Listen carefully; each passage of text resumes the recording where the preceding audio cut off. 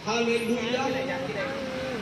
Kung abi ka man niya higala doon sa Ginoo, hatagan niya kagawasan ang imong kinabuhi.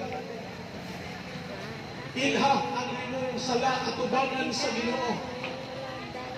Kung sa na klase na addiction na nakagapos nimo, kay gapos ka na sa yawa. Hallelujah.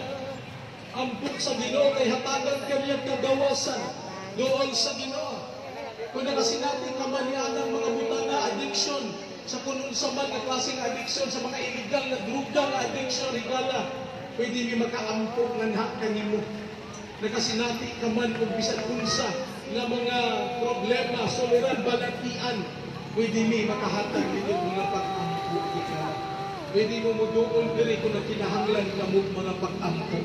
Pwede mo muduol diri sa kilid higala.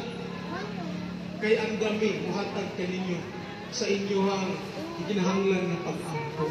Kung gunahan mo, kung gustuhon ninyo higala. Nanuman, libre ra mga higala.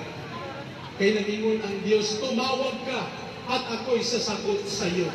Kung nakinahanglan ka o pag-ampok nami, tabangan ka na mong pag-ampok diha sa imong kinabuhi. Gusto ka nga matunhay ang imong panimalay, matunhay ang imong pamilya. Gusto ka makabaton o kalinaw o kalipay. Gusto kang pag-ampo higala na ami. Buhatag ninyo o pag-ampo mo na ginahanglan kamo niini. Higala.